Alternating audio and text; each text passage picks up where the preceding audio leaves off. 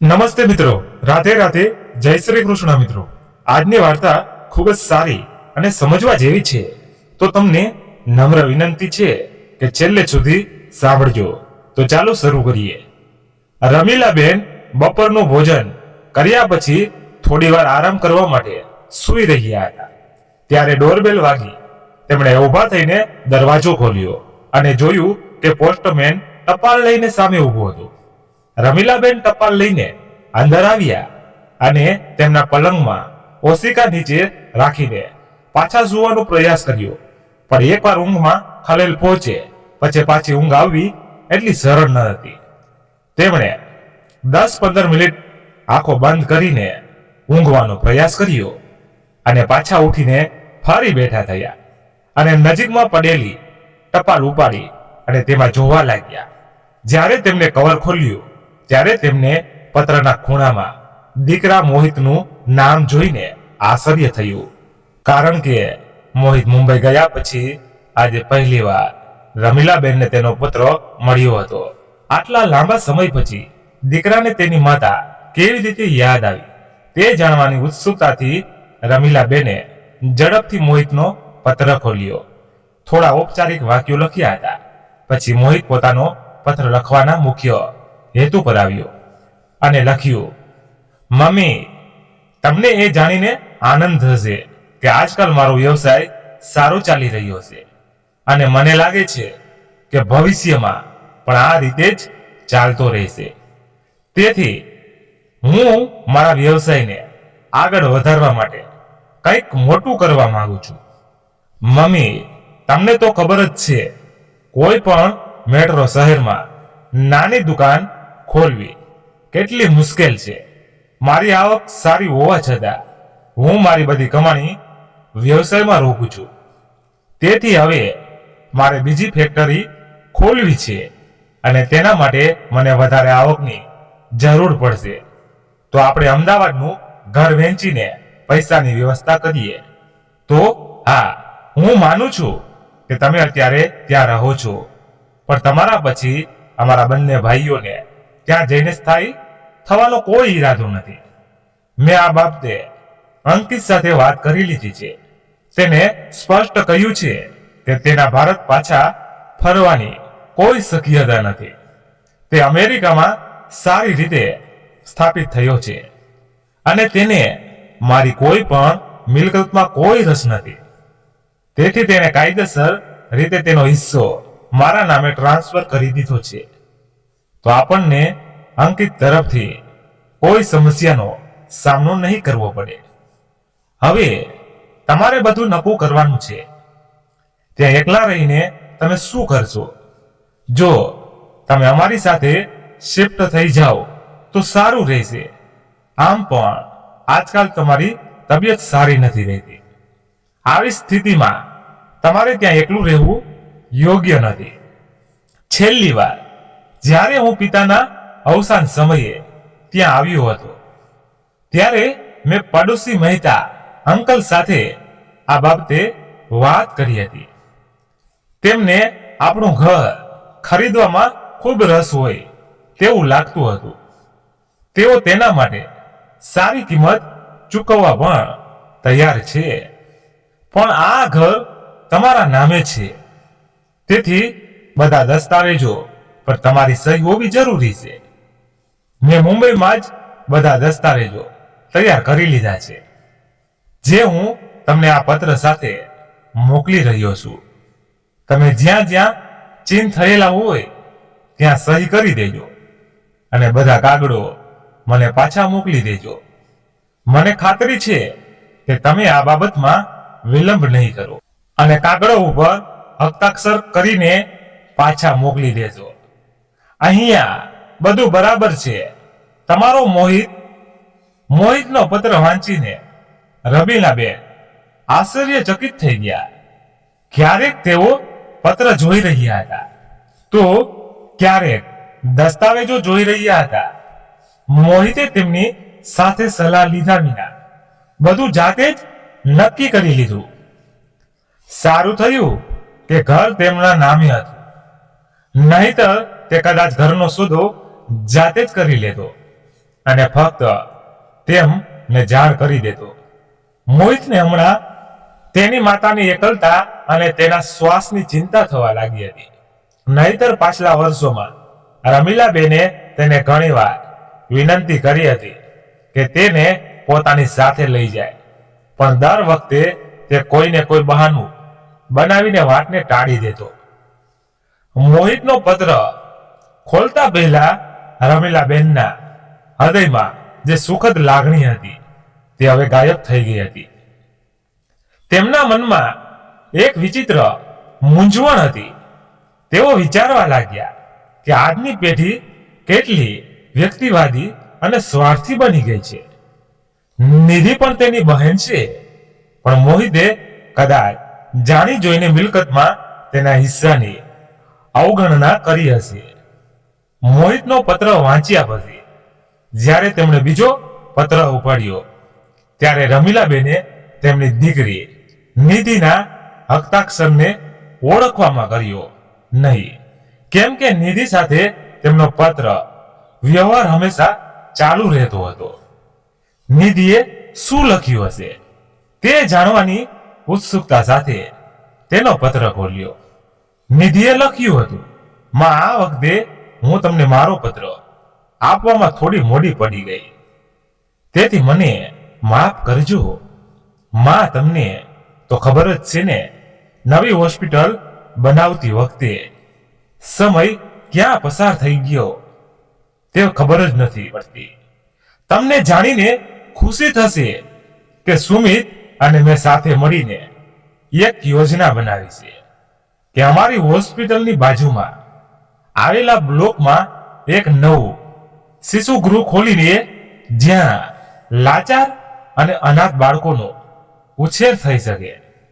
અમારા નવા શિશુગૃહ પાલનનું બાંધકામ મોટે ભાગે પૂર્ણ થઈ ગયું છે, અને જો બાંધકામ આ ગતિએ ચાલુ રહેશે તો તે આવતા મહિને વિધિવત તેનું ઉદ્ઘાટન કરવાનો વિચાર છે.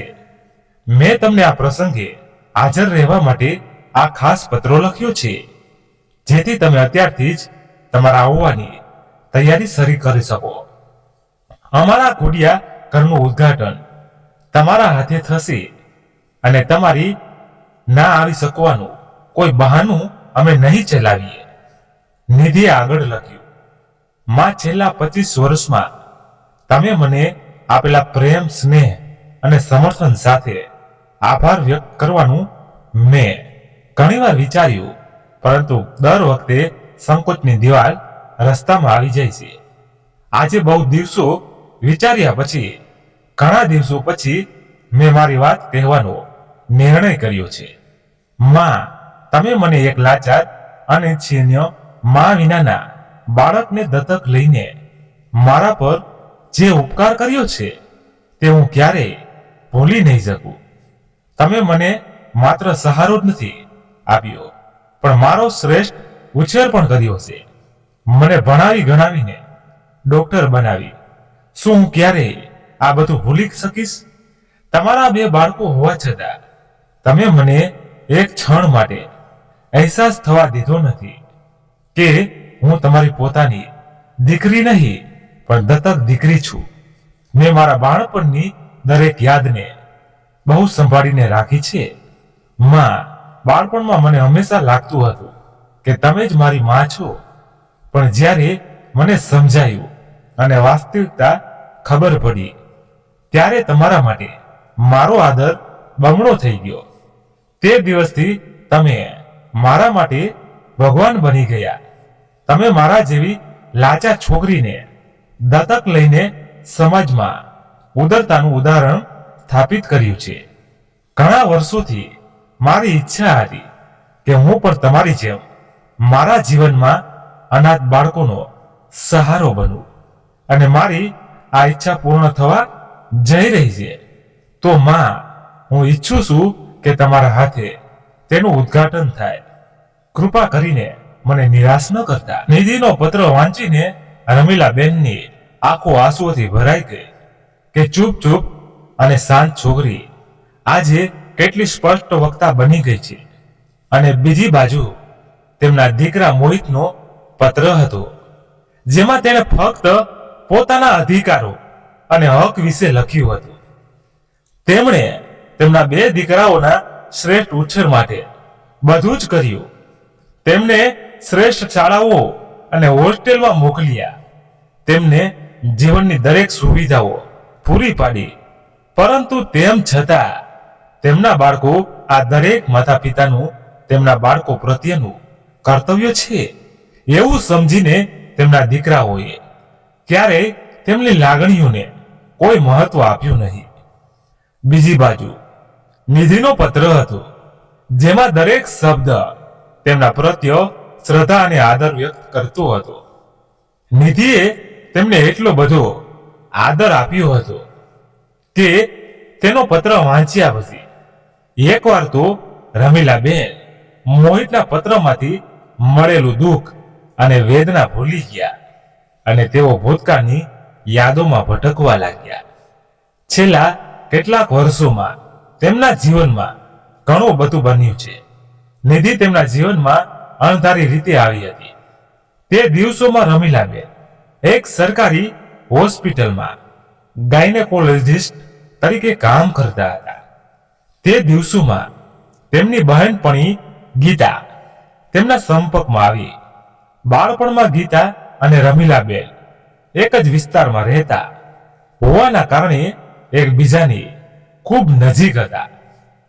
ફરક માત્ર એટલો હતો કે ગીતાબેનના પરિવારે તેમને શિક્ષણ આપ્યું ન હતું. તેઓ તેમને ઘરના કામમાં વ્યસ્ત રાખતા હતા અને કહેતા હતા કે તે એક છોકરી છે અને છોકરીઓને કોણ ભણાવે છે. રમીલાબેનના પિતા એક મલ્ટીનેશનલ કંપનીમાં કામ કરતા હતા. તેથી તેમણે તેમના બંને બાળકોને ઉચ્ચ શિક્ષણ આપ્યું. પરંતુ ગીતા અને રમીલાબેન બંને હંમેશા ઘરે સાથે સાથે રમતા હતા. જ્યારે તેઓ મોટા થયા, લગ્ન પછી રમીલાબેન તેમના સાસરે આવી ગયા. પછીથી ગીતાના લગ્ન ક્યાં થયા તે તેમને ખબર ન હતી. તે દિવસે ઘણા વર્ષો પછી જ્યારે ગીતા અચાનક રમીલાબેન સામે દર્દી તરીકે આવી, ત્યારે તેઓ તેમને ઓળખી પણ શક્યા નહીં.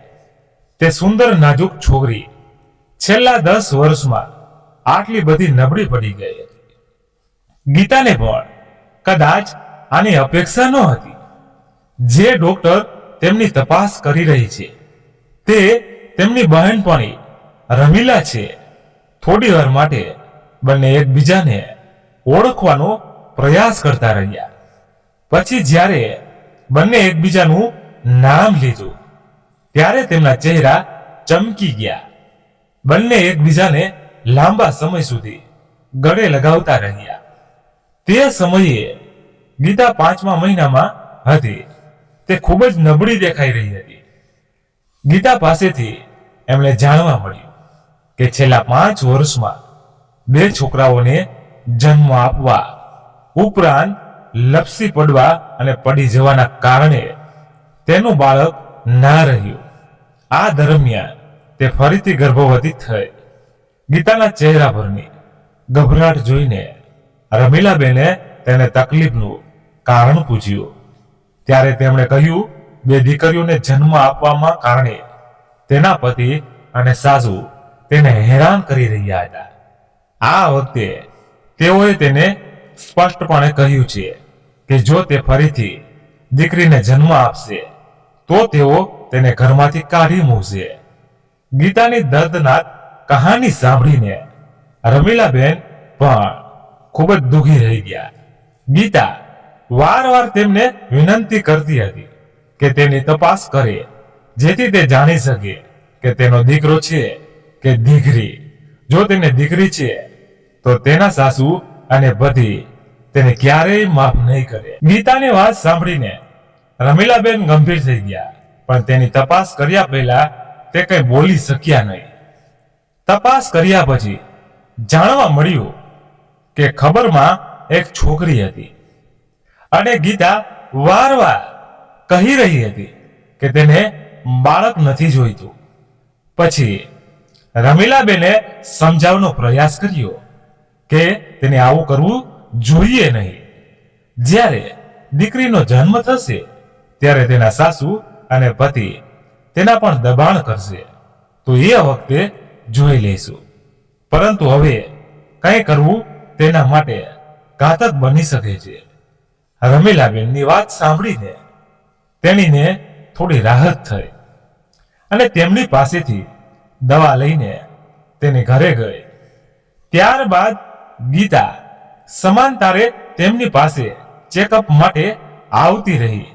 ધીમે ધીમે ગીતા પાસેથી તેમના પરિવારના સંજોગો વિશે જાણવા મળ્યું કે તેમના પતિ પરિવારમાં એકલા કમાય છે અને તેમની ઉપર માતા અને 2 અપરિણિત બહેનોની જવાબદારી પહેલેથી જ છે.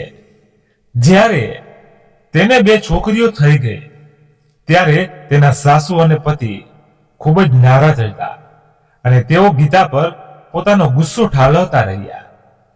એટલા માટે તે પોતાની ત્રીજી દીકરીને જન્મ આપવા માંગતી ન હતી. જેમ જેમ ડિલિવરીનો સમય નજીક આવતો ગયો તેમ તેમ ગીતાના મનમાં ભય અને શંકાઓના વાદળો ઘેરી બની રહ્યા હતા. ઓપરેશન થિયેટરમાં પણ ગીતા વારવાર વિનંતી કરી રહી હતી કે દીદી, જો હું ઓપરેશન દરમિયાન મરી જાઉં તો કૃપા કરીને મારી દીકરીને મારા પરિવારને ન આપતા. હું નથી ઈચ્છતી કે મારી પહેલી 2 દીકરીઓની જેમ તેને પણ જન્મ લેતા અપમાન અને ભેદભાવનો સામનો કરવો પડે. તમારી પાસે એવા ઘણા નિસંત યુગલો આવતા હશે જેઓ બીજાના બાળકોને દત્તક લેવા માંગે છે કારણ કે તેમના પોતાના બાળકો નથી હોતા. કૃપા કરીને મારી દીકરીને આ જરૂરિયાતમંદ દંપતીને સોંપી દેજો, જ્યાં તેના આગમનનું હંમેશા સ્વાગત કરવામાં આવે. ગીતા કહેતા કહેતા રડી પડી. ગીતાની વાત સાંભળીને રમીલાબેનની આંખો પણ આંસુઓથી ભરાઈ ગઈ. તેમણે તેને ખાતરી આપી કે તારે કોઈ પણ પ્રકારનો તણાવ લેવાની જરૂર નથી. તને કંઈ નહીં થાય. છતાં હું તને વચન આપું છું કે હું તારી દીકરીનું દરેક રીતે રક્ષણ કરીશ અને જ્યાં સુધી તેને સ્વીકારવા માટે યોગ્ય પરિવાર નહીં મળે ત્યાં સુધી હું તારી દીકરીને મારી સાથે રાખીશ. તેમનું આશ્વાસન મળ્યા પછી ગીતાએ પણ થોડી રાહત અનુભવી અને કહ્યું, દીદી, હું તણાવ મુક્ત અને આત્મવિશ્વાસપૂર્વક જીવન તો ના જીવી શકી, પણ આજે તમારી વાત સાંભળીને હું ચોક્કસ શાંતિથી મરી શકીશ. ઓપરેશન દરમિયાન અચાનક બ્લડ પ્રેશર વધી જવાના કારણે તેમની હાલત ગંભીર બની ગઈ. શક્ય તમામ પ્રયાસો છતાં રમીલાબેન તેમને બચાવી શક્યા નહીં, પરંતુ આ તેમની દીકરીનો જન્મ સુરક્ષિત થયો. રમીલાબેન ખૂબ જ દુઃખી સાથે ઓપરેશન થિયેટરમાંથી બહાર આવ્યા. જ્યારે તેઓ બહાર આવ્યા ત્યારે ગીતાના સ્વાસ્થ્ય વિશે પૂછવાને બદલે ગીતાના સાસુએ પહેલો પ્રશ્ન પૂછ્યો, ડોક્ટર સાહેબ, આ વખતે મારો પત્ર થયો છે ને? રમીલાબેને તેનો ઇનકાર કર્યો અને જ્યારે તેમણે ગીતાના મૃત્યુ અને તેમને દીકરી વિશે જાણ કરવામાં આવી ત્યારે તેમણે માથું ફૂટતા કહ્યું, હે ભગવાન, અમારા તો કર્મ જ ફૂટી ગયા છે. હવે મારા દીકરાનું શું થશે? આ મોંઘવારીના યુગમાં તે તેની 2 બહેનો અને 3 દીકરીઓનો ભાર કેવી રીતે ઉઠાવશે? પણ ગીતાને શ્રાપ આપતા તેમણે કહ્યું, તે કમનસીબ સ્ત્રી પોતે તો જતી રહી, પણ જતા જતા અમારા માટે નવી મુસીબત મૂકતી ગઈ. ભગવાન તેને પણ તેની સાથે લઈ ગયા હોત તો સારું થાય. ગીતાનો પતિ તેની માતાની બધી વાતો શાંતિથી સાંભળી રહ્યો હતો. તેની પાસે તેની માતાના બબડાટને રોકવાની હિંમત ન હતી. હકીકતમાં તેના ચહેરા પર હાવભાવથી એવું લાગતું હતું કે તે પણ તેની માતા સાથે સંમત હતો. તેને જોઈને એવું લાગતું હતું કે તેને તેની પત્નીના મૃત્યુનું બહુ દુઃખ ન હતું, તેમના હાવભાવ જોઈને રમીલાબેનને ખાતરી થઈ ગઈ હતી કે ગીતા સાચું કહી રહી હતી કે તેના સાસુ અને પતિ બહુ નિર્દયી લોકો છે. ખરેખર તો તેની દીકરીને આ ક્રૂર હાથોમાં સોંપી યોગ્ય નથી, પણ આ માટે તેના પતિની મંજૂરી લેવી પણ જરૂરી હતી. રમીલાબેને ગીતાની છેલ્લી ઈચ્છા વિશે મા દીકરાને કહ્યું ત્યારે એવું લાગ્યું કે જાણે તેમની ઈચ્છા પૂર્ણ થઈ ગઈ હોય. ગીતાના પતિએ 2-4 મિનિટ તેની માતા સાથે સલાહ લીધા પછી તરત જ કહ્યું, ડોક્ટર સાહેબ, જો ગીતાની છેલ્લી ઈચ્છા હતી કે આ બાળક કોઈ લાયક વ્યક્તિને દત્તક આપવામાં આવે તો મને કોઈ વાંધો નથી. હું તેની છેલ્લી ઈચ્છા પૂરી કરીશ. હું તેની છેલ્લી ઈચ્છાઓનો અનાદર નહીં કરું. હું બસ એ જાણીને સંતોષ કરી લઈશ કે ગીતાને સાથે સાથે બાળકી પણ જન્મતાની સાથે જ અમારાથી અલગ થઈ ગઈ. હું મારી 2 બહેનો અને 2 દીકરીઓની સંભાળ રાખીને કંટાળી ગયો છું. હવે હું હજી એક દીકરીનો વધારાનો બોજ નહીં ઉઠાવી શકું. જો તમે તેને સમક્ષ હાથોમાં સોંપી દેશો તો વધુ સારું રહેશે. ગીતાના પતિની વાત સાંભળીને રમીલાબેન પણ ગંભીર થઈ ગયા. જો કે જાણી જોઈને તેના બાળકને છોડી દેવાનો નિર્ણય ચોક્કસપણે અયોગ્ય હતો, પરંતુ તેમના ઘરની પરિસ્થિતિ જાણ્યા પછી તેઓ ગીતાના પતિ પ્રત્યે થોડા નરમ બની ગયા. ગીતાના પતિ અને તેમની પુત્રી વચ્ચેના બધા સંપર્ક તોડી નાખવાની કાનૂની ઔપચારિકતાઓ પૂર્ણ કર્યા પછી રમીલાબેને તેમની હોસ્પિટલ છોડી દેવાની મંજૂરી આપી. ગીતાનું બાળક ખૂબ જ પ્યારું અને દેખાવમાં સુંદર હતું, પરંતુ પૂરતા પોષણના અભાવે નબળું હતું. તેથી તેને થોડા સમય માટે નર્સરીમાં રાખવાનો નિર્ણય લેવામાં આવ્યો, જેથી તેની યોગ્ય રીતે સંભાળ રાખી શકાય. ઘરે આવ્યા પછી પણ રમીલાબેન કોઈ પણ કામ પર ધ્યાન કેન્દ્રિત કરી શકતા ન હતા. ગીતા અને નવજાત બાળકની છબી વારવાર તેમની આંખો સામે ફરતી રહી. જ્યાં સુધી તેઓ બાળકને સમક્ષ હાથોમાં સોંપી ન દે ત્યાં સુધી તે પોતે પણ શાંતિથી નહીં રહી શકે.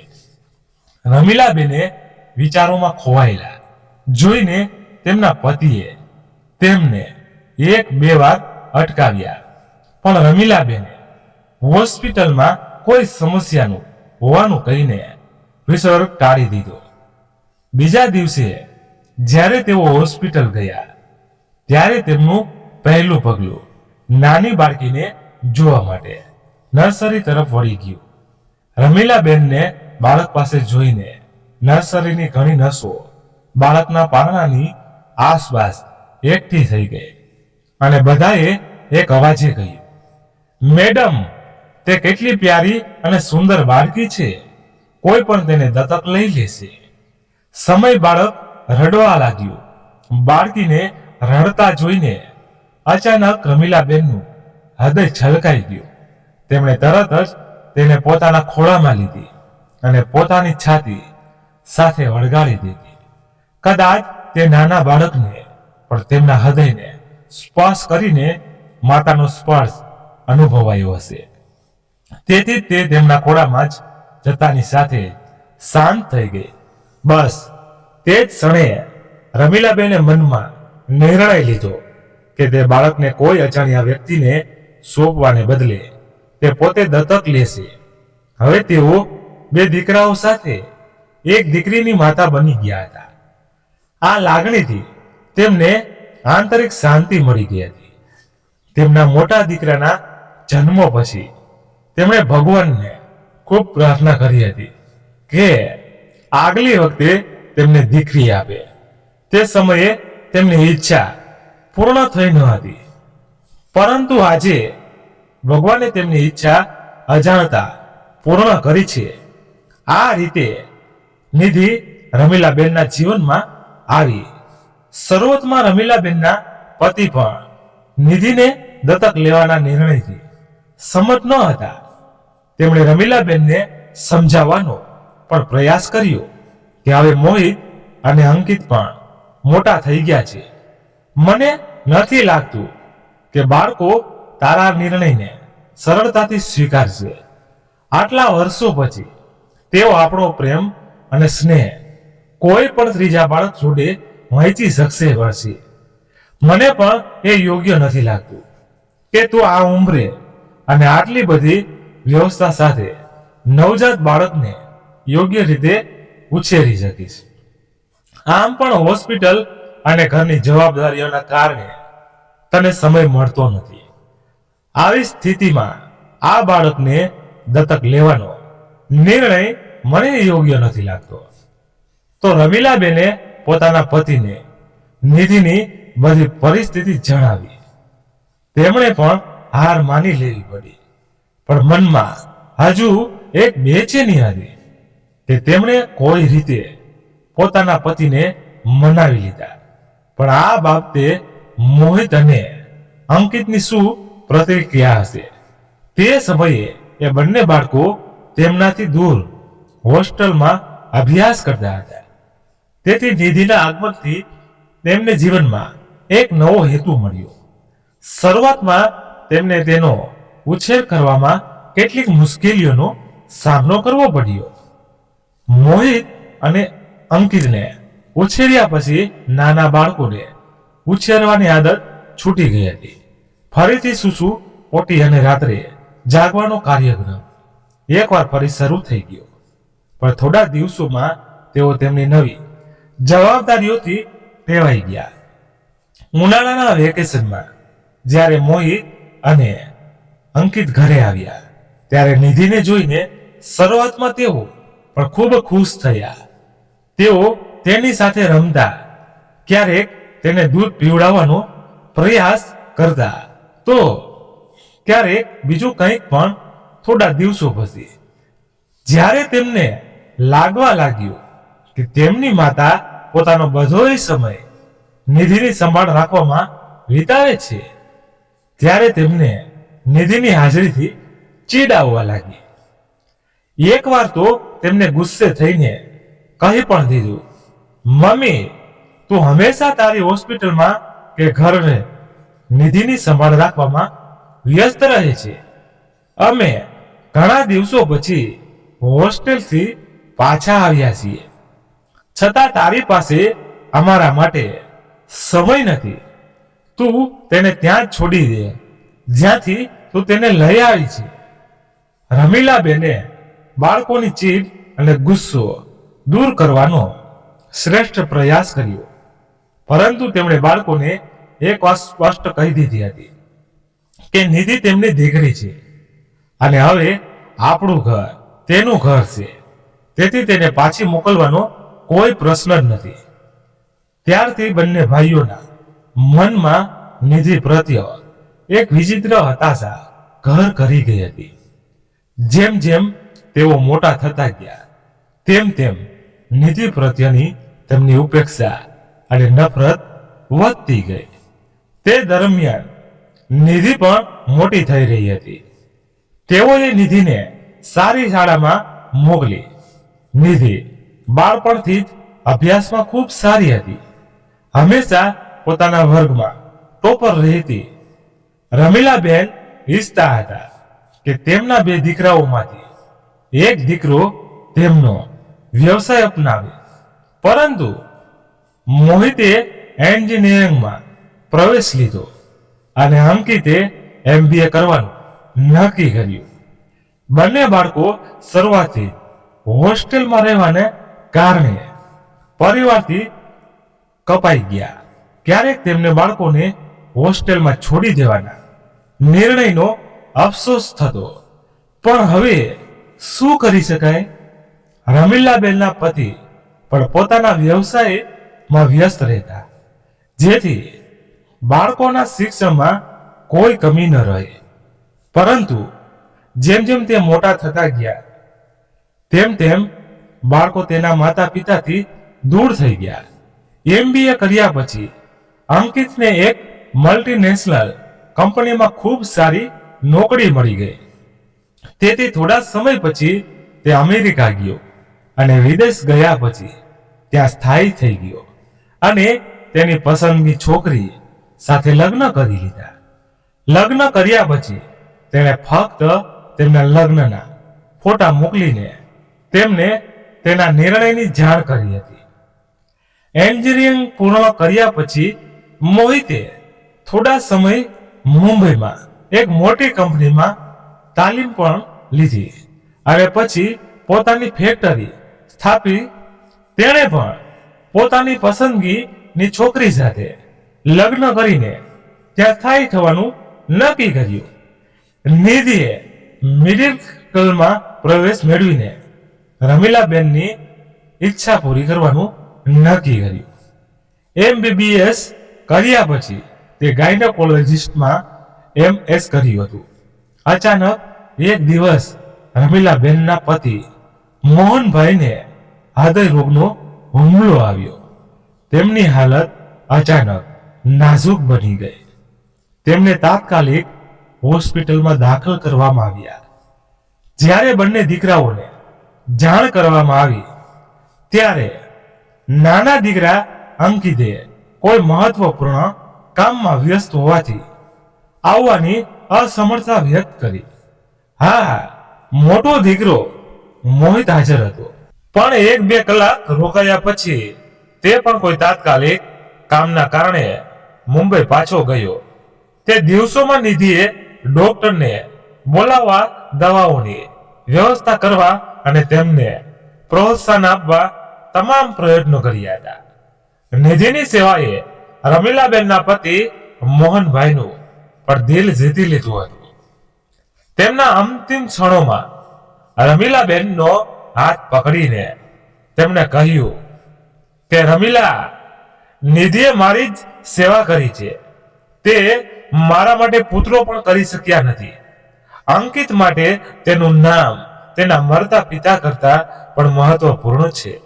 મોહિત ઔપચારિકતાઓ પૂરી કરવા આવ્યો હતો, પણ તે કામનું બહાનું બનાવીને 2-3 કલાકમાં જ પાછો જતો રહ્યો. ત્યારે મને ખૂબ જ ગભરાટ થાય છે કે જો નિધિ આપણી સાથે ન હોત તો આપણું શું થયું હોત. હવે હું જાઉં છું તેમ મને ખાતરી છે કે ભલે આપણા દીકરાઓ પાસે આપણા માટે સમય ન હોય, પણ આપણી દીકરી હંમેશા સારા અને ખરાબ સમયમાં આપણી સાથે રહી છે. હકીકતમાં નિધિને દત્તક લેવાનો તારો નિર્ણય સાચો હતો. આ કહેતા કહેતા તેને અંતિમ શ્વાસ લીધા. રમીલાબેન પર જાણે દુઃખનો પહાડ તૂટી પડ્યો, પણ નિધિએ હંમેશા તેમને હિંમત આપવાનો પ્રયાસ કરતી રહી. નિધિ પણ તેના પિતાને યાદ કરીને ખૂબ રડતી હતી, પણ તેને બહુ સંતોષ હતો કે તેમના છેલ્લા દિવસોમાં પપ્પાએ પણ તેને સ્વીકારી લીધી હતી. રમીલાબેન તેમના પતિના મૃત્યુ પછી અંદરથી તૂટી ગયા. તેથી તેમણે હોસ્પિટલમાંથી રજા લઈ લીધી. તેમણે પોતાના નવજીવનમાં છેલ્લા દિવસો કલ્યાણકારી કાર્યમાં સમર્પિત કરવાનું નક્કી કર્યું. નિધિ હંમેશા તેમની સંભાળ રાખતી. 2 વર્ષ પછી નિધિએ MS પૂર્ણ કર્યા પછી રમીલાબેને તેના લગ્ન તેના સહયાગી સુમિત સાથે કરાવ્યા અને તે પણ મુંબઈ જતી રહી. નિધિના લગ્નમાં તેમણે પોતાના બંને દીકરોને આમંત્રણ આપ્યું હતું, પરંતુ બંને ક્યારેય નિધિને દિલથી પોતાની બહેન માની ન હતી. તેથી તેમનું લગ્નમાં ન હોવાનું રમીલાબેન માટે આશ્ચર્યજનક ન હતું. નિધિ મુંબઈ ગયા પછી પણ જ્યારે પણ તેને તક મળતી તે રમીલાબેનને સંભાળ રાખવા માટે દર 2 મહિને એકવાર ચોક્કસ આવી જતી. જીવનમાં આ ગતિએ ચાલતું રહ્યું હતું. પણ આજે મોહિત અને નિધિ તરફથી અચાનક મળેલા પત્રોએ રમીલાબેનના જીવનમાં ફરી એક હલચલ મચાવી દીધી હતી. બંને પુત્રો મુંબઈથી આવ્યા હતા, પણ બંને લખવા પાછળનો હેતુ ખૂબ જ અલગ હતો. તેઓ વિચારી રહ્યા હતા કે સંબંધોમાં પણ ઘણા રંગો હોય છે. તેમણે મોહિત અને અંકિતને જન્મ આપ્યો છે.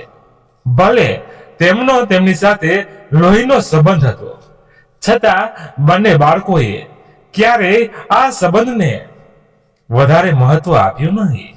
જ્યારે તેમનો નિધિ સાથે કોઈ લોહીનો સંબંધ ન હતો, છતાં તે તેમના હૃદયની ખૂબ નજીક હતી.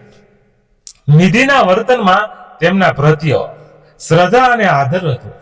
લોકો કહે છે કે લોહીનો સંબંધ જ વધુ છે, પણ તેમને લાગે છે તે સંબંધથી મોટો કોઈ સંબંધ નથી. તેથી રમીલાબેને પોતાના દીકરાના પત્રમાં લખ્યું કે મને માફ કરજે દીકરા, પણ તમારા બે ભાઈઓ માટે તમારા માતા પિતાનું કોઈ મહત્વ નથી. કારણ કે તમારા બંને અને ભાઈઓ પાસે તમારા પિતાના અંતિમ ક્ષણોમાં પણ તેમના માટે સમય ન હતો. તેથી આજે તેમની મિલકત પર તમારો કોઈ અધિકાર નથી. મારા મૃત્યુ પછી મારી સંપૂર્ણ મિલકત મારી દીકરી નિધિની રહેશે, કારણ કે તે જ હતી જે તેના પિતાના અંતિમ ક્ષણોમાં તેમની સાથે ઊભી હતી. અને આજે તે જ મારી ખૂબ કાળજી રાખે છે. તેથી ક્યારેય મારી મિલકત હડપ કરવાનો પ્રયાસ ન કરતો. તારી માં રમીલાબેન પત્ર લખ્યા પછી રમીલાબેને તે મોહિતને પાછો મોકલ્યો અને તેમની દીકરી નિધિ પાસે જવાની તૈયારી કરવા લાગ્યા. તો મિત્રો, અહીંયા જ વાર્તા સમાપ્ત થાય છે. આશા રાખું છું કે વાર્તા ગમી હશે. તો મિત્રો, તમારો અભિપ્રાય કોમેન્ટ બોક્સમાં જરૂરથી આપજો. અને વાર્તા પસંદ આવી હોય તો એક લાઈક કરી તમારા બધાના પરિવાર સાથે શેર કરજો.